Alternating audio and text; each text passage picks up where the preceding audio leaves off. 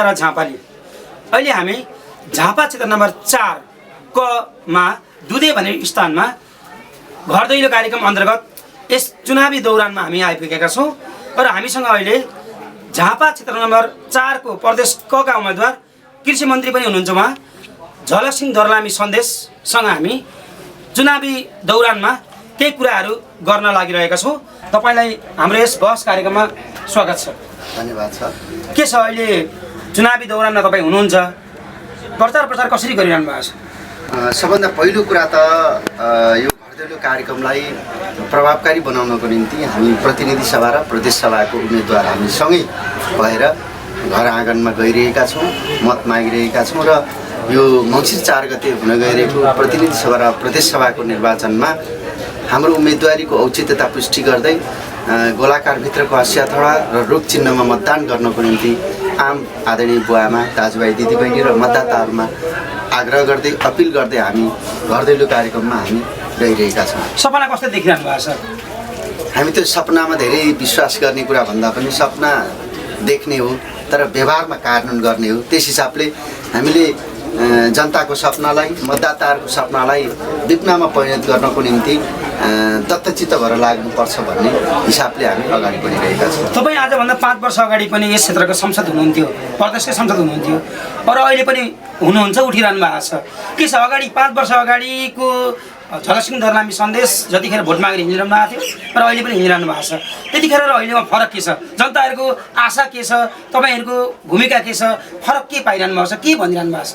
अगाडि के भन्नुहुन्थ्यो, अहिले के भनिरहनु भएको छ? 5 वर्ष अगाडि म आफू प्रदेश सभा सदस्यको उम्मेदवारको रूपमा रहेर मैले जनतासँग भोट मागिरहेको थिएँ र अहिले पनि म जनतासँग भोट मागिरहेको छु। अघिल्लो पटक कोरा अनुभवबाट म जनताको घर दैलोमा गइरहेको थिएँ। अहिलेको निर्वाचनमा, अहिलेको संयुक्त लोकतान्त्रिक वाम गठबन्धनमा म एउटा 5 वर्षको एउटा समृद्ध अनुभव लिएर 5 वर्षको विकास निर्माण र यो क्षेत्रको चाहिँ प्रतिनिधिको अनुभूति लिएर अनुभव लिएर म अहिले चाहिँ जनताको घर आँगनमा र मतदाताको बिचमा गइरहेको छु र मतदाताहरूको बिचमा जाँदाखेरि मैले 5 वर्षमा गरेका मैले विकास निर्माणको कामहरू, स्वास्थ्य, शिक्षा, रोजगार र यहाँका समग्र परिवर्तनका कार्यहरू मैले आफ्नो ठाउँबाट गरेका प्रारम्भ गरेका कामहरूको चाहिँ फेरिस्तेहरू, मेरा विवरणहरू प्रस्तुत गर्दै र अब त्यो कामहरूलाई चाहिँ पुरा गर्ने, त्यो सुरुवात गरेका हाम्रा विकास निर्माणको कामहरूलाई पुरा गर्ने र थप नयाँ कामहरूको चाहिँ लाई अगाडि बढाउने जनताबाट आएका सुझावहरू र आलोचनाहरूलाई सकारात्मक ढङ्गले लिँदै चाहिँ त्यसलाई चाहिँ पुरा गर्ने ढङ्गबाट त्यसलाई चाहिँ ग्रहण गर्ने हिसाबबाट हामी अहिले जनताको घर आँगनमा मत माग्दै हामी अगाडि बढिरहेका छौँ। त्यस हिसाबले गर्दाखेरि अघिल्लो पटक अनुभव बिना म प्रतिनिधिको निम्ति चुनाव लडिरहेको थिएँ भने अहिले एउटा समृद्ध अनुभवबाट यो क्षेत्रको विकास निर्माणको समग्र परिस्थितिहरू, यहाँका समस्याहरू, यहाँका कामहरूको समग्र प्रकृतिहरूलाई हेरेर म अहिले चाहिँ मतदाताको माझमा गइरहेको छु र थुप्रै अनुभवहरू लिएर, थुप्रै विकास निर्माणको कामको चाहिँ अनुभव लिएर र अब थप चाहिँ काम कसरी गर्न सकिने रहेछ भन्ने एउटा समृद्ध अनुभव बोकेर अहिले मतदाताको माझमा गइरहेको छु। केही अन्तरहरू भएको छ। तपाईँको घर दैलो गर्दाखेरि जनताको घरमा गइरहनु भएको छ, गुनासाहरू चाहिँ कस्ता थिए? जनताहरूको गुनासाहरू के पाउनुभयो? अब गुनासोको रूपमा चाहिँ सबभन्दा पहिलो कुरा त सबै ठाउँमा एकैचोटि विकास कामहरू हुनुपर्छ भनेर मतदाताहरूबाट, जनताहरूबाट, आदरणीय बुवाआमा दाजुभाइ दिदीबहिनीहरूबाट माग आउने गरेको छ। तर हामीसँग भएको सीमित बजेटहरूको बावजुद उहाँहरूले उठाउनुभएका विकास निर्माणको कामहरू, स्वास्थ्य, शिक्षा, रोजगार, नदी नियन्त्रणको कामहरू, सडक, पुल, बाटाघाटा, यी कामहरूको बारेमा चाहिँ उहाँहरूबाट चाहिँ छिटो यो कामहरू भइदिनुपर्छ, विकास निर्माणको कामले एउटा तीव्रता पाउनुपर्छ भनेर उहाँहरूले माग गरिराख्नु भएको छ। हामी आवश्यकताको आधारबाट कुन कामलाई पहिला गर्ने र कुन कामलाई क्रमशः गर्दै जाने भन्ने बारेमा एउटा यसको चाहिँ एउटा सिलसिलेवार ढङ्गबाट योजनाहरू बनाएर प्राथमिकताको आधारबाट हामी काम गर्दै गइरहेका छौँ र उहाँहरूलाई हामीले बुझाउँदै पनि गइरहेका छौँ। जनताले सबैले आफ्नो घर आँगनमै विकास निर्माण खोज्ने भएको कारणले गर्दाखेरि जनता र मतदाताहरूले आफ्नो घर आँगनमा विकास निर्माण खोज्ने कुरालाई म अन्यथा रूपमा लिन्न।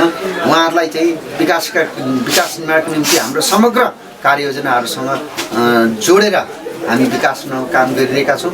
गरेका कामहरूको प्रगति पनि हामी आम मतदाता र आदरणीय बुवा आमा दाजुभाइ दिदीबहिनीलाई हामीले भनिरहेका छौँ भने अरू अब बाँकी कामहरू फर्दर अगाडिको दिनमा गर्नुपर्ने काम र आगामी दिनमा गर्न सकिने कामहरूको बारेमा पनि हामीले चाहिँ सुसूचित गर्दै उहाँहरूलाई हामी अब यसपटक यो गर्छौँ, आगामी दिनमा यो गर्छौँ भनेर हामीले भन्दै हिँडिरहेका छौँ। त्यस हिसाबले समग्र यो क्षेत्रको विकास निर्माणको कामले एउटा रफ्तार प्राप्त गरेको छ।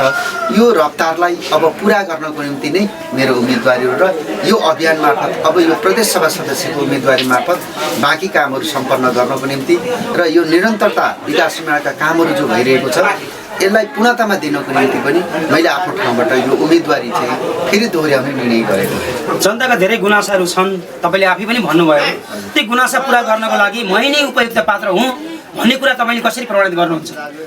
मसँग 5 वर्ष काम गरेको अनुभव छ। यो 5 वर्षको बिचमा सबै जनताको घर आँगनमा पुगेको छु।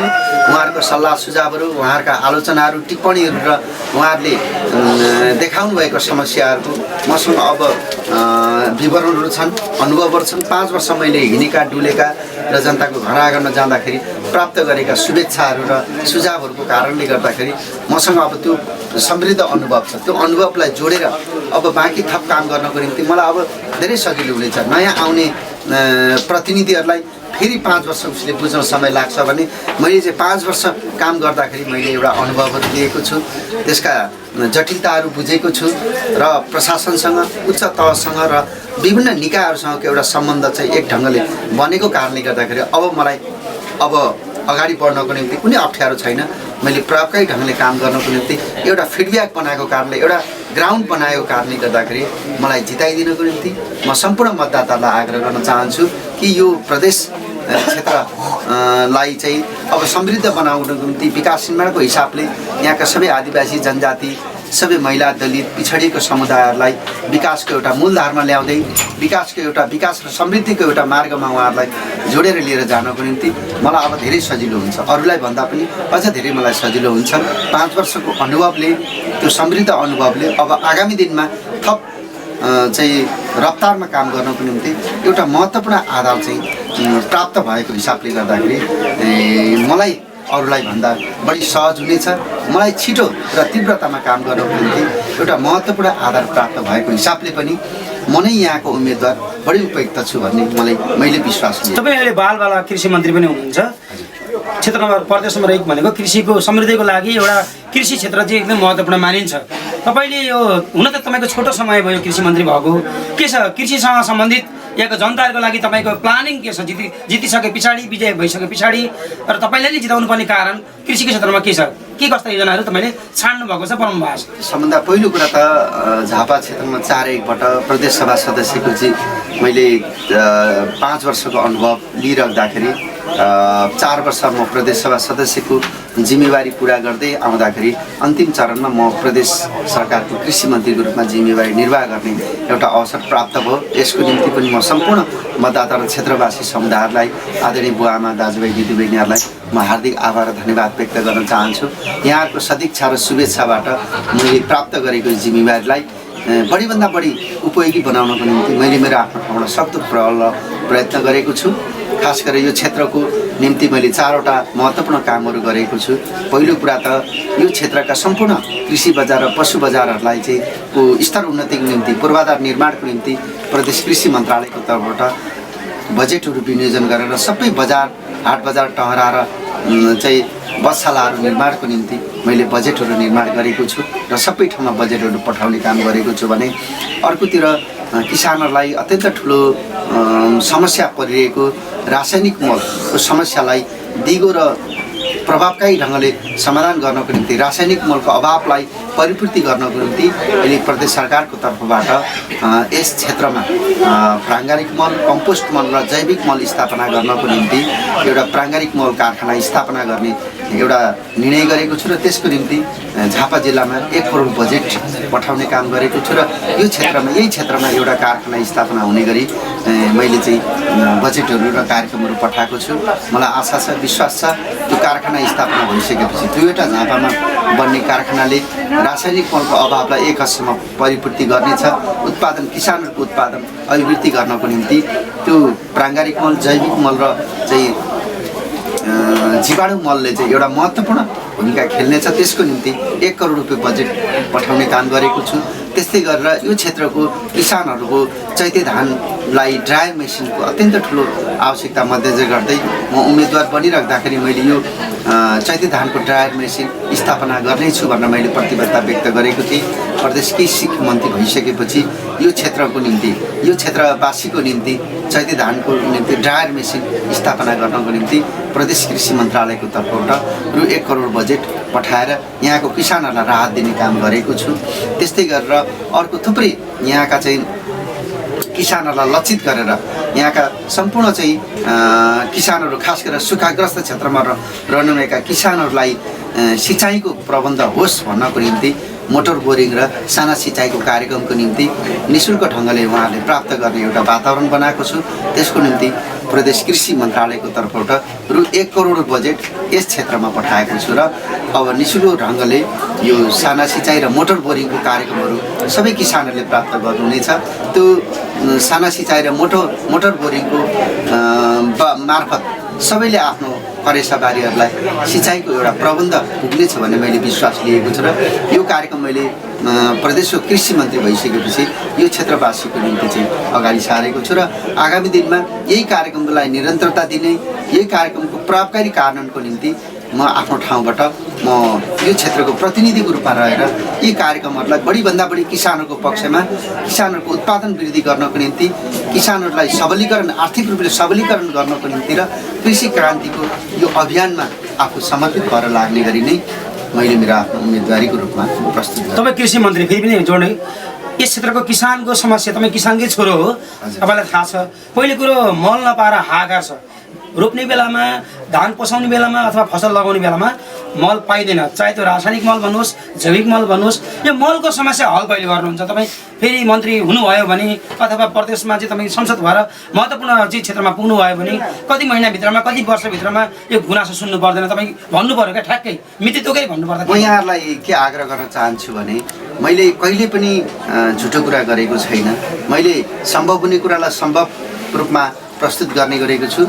असम्भव कुराहरूलाई मैले चाहिँ कहिले पनि झुटो आश्वासन भन्ने गरेको छैन।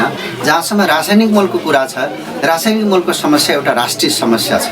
यो समस्यालाई समाधान गर्नको निम्ति जबसम्म नेपाल सरकारले चाहिँ स्थायी रूपले चाहिँ रासायनिक मलको कारखाना जबसम्म स्थापना गर्न सक्दैन तबसम्म स्थायी रूपले र पूर्ण रूपले यो समस्याको समाधान हुँदैन। विशेषज्ञहरूले र विज्ञहरूले के भनिराख्नु भएको छ भने रासायनिक मलको कारखाना नेपालमा उपयुक्त छैन भनिराख्नु भएको छ। त्यस कारणले गर्दाखेरि G2G को माध्यमबाट अनि त्यसपछि ग्लोबल टेन्डर र नेपाल सरकारले चाहिँ अनुदान मार्फतबाट विदेशबाट यो मलहरू आयात गर्नुपर्नेछ। आज अन्तर्राष्ट्रिय द्वन्द्वको कारणले कोभिड-19 र विश्वव्यापी आर्थिक मन्दीको कारणले गर्दाखेरि यो रासायनिक मलको चाहिँ लाई चाहिँ भने जति आपूर्ति गर्न चाहिँ नेपाल सरकारले सकिरहेको छैन। मलाई लाग्छ नेपाल सरकारको तर्फबाट अविलम्ब ढङ्गले मल कारखाना स्थापना गरेर यो समस्याको दिगो समाधानको निम्ति पहल गर्नको निम्ति मैले आफ्नो ठाउँबाट आगामी दिनमा चाहिँ सख्त पहल गर्ने म प्रतिबद्धता व्यक्त गर्न चाहन्छु।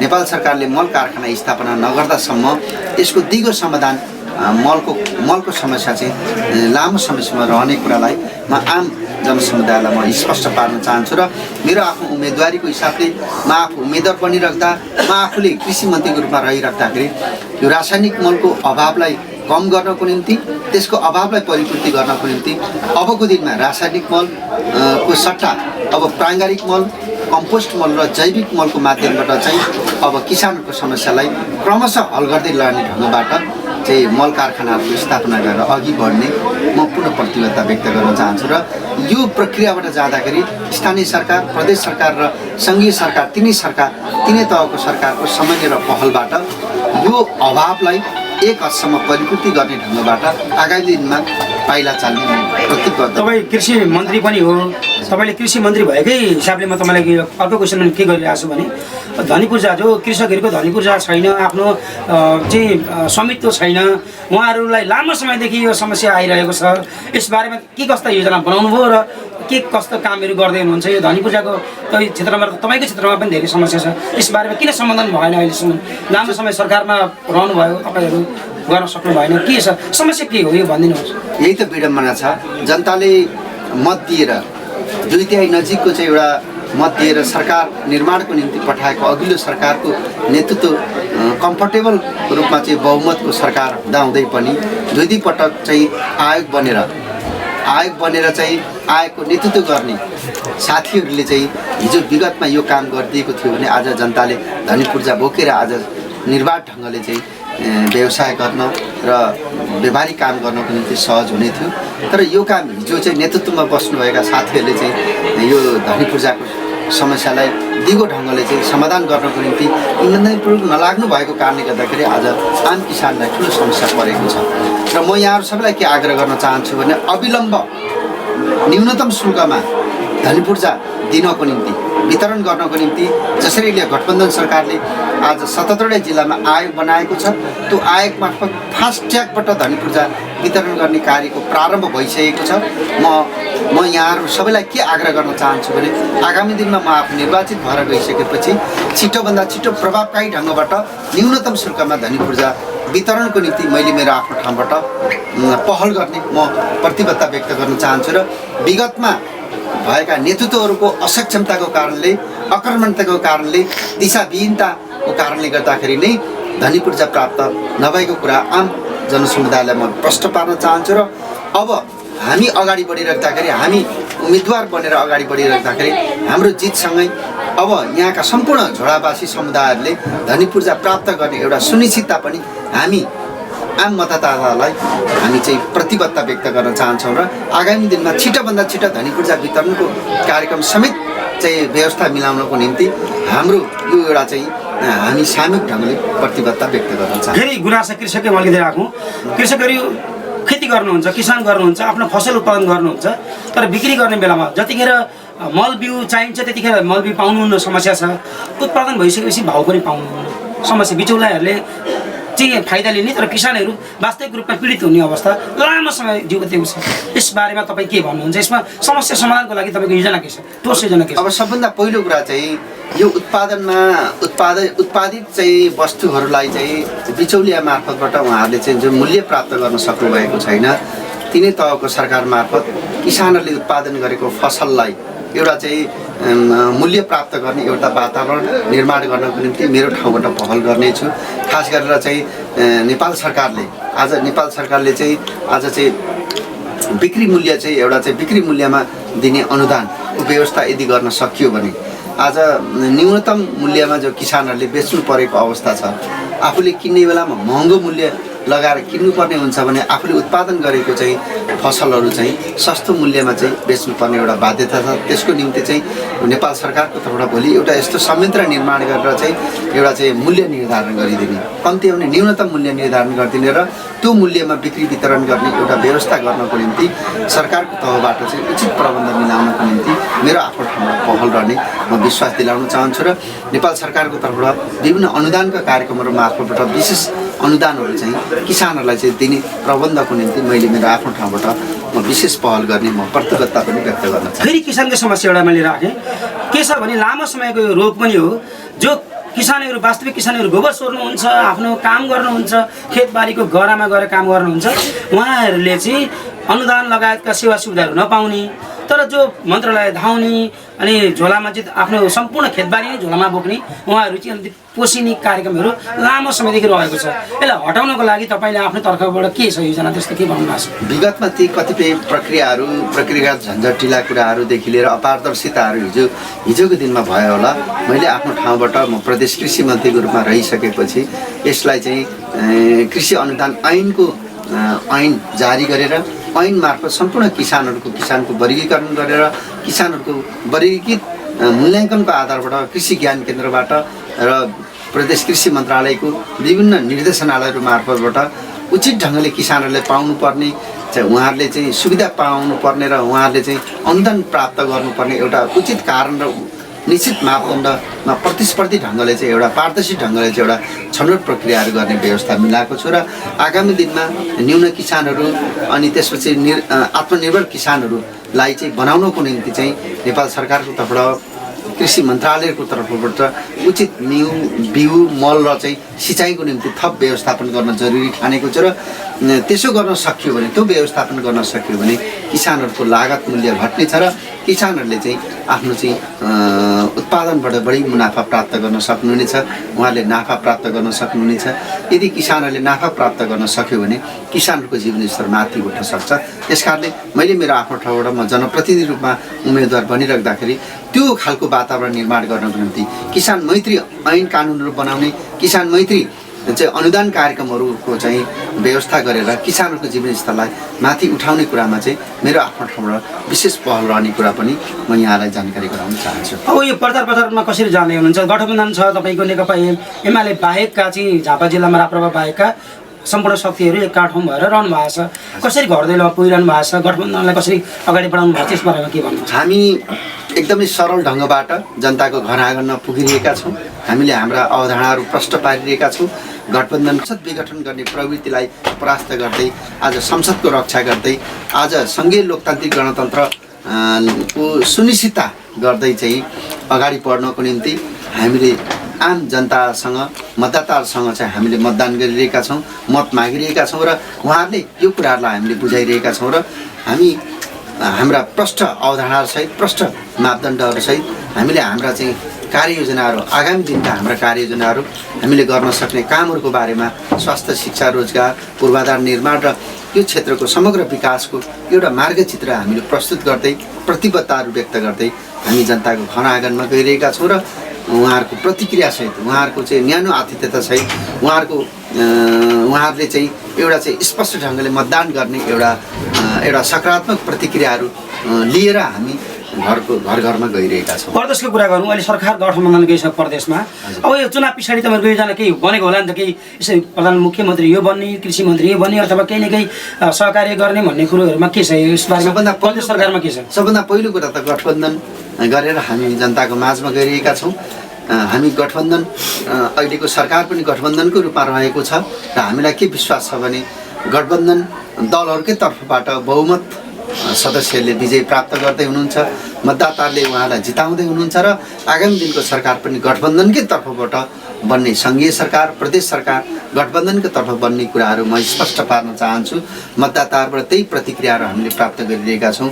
जहाँसम्म मुख्यमन्त्री मन्त्रीहरूको कुराहरू छ, भोलिको दिनमा बसेर हामी गठबन्धन दलहरूको बिचमा साझा सहमति बनाएर यी कार्यक्रमहरू पनि एकदम बिना चाहिँ अवरोध, बिना चाहिँ विवाद, बिना भेदभाव चाहिँ यो कार्यक्रम पनि, यो कार्ययोजनाहरू पनि भोलि हामी बसेर अगाडि बढ्नेछौँ। तर अहिले एकदम स्पष्ट मार्गचित्रसहित, स्पष्ट चाहिँ गठबन्धनको चाहिँ एउटा चाहिँ मार्गचित्र अन्तर्गत रहेर हामी जनताको माझमा, घर आँगनमा हामी मत माग्दै अगाडि बढेको। भनेपछि एमाले बाहेकको शक्तिहरूको चाहिँ प्रदेश नम्बर 1 मा सरकार बन्छ, एकदम सरकार बन्छ, स्पष्ट बहुमत आउँछ, यो कुरामा कुनै दुविधा छैन।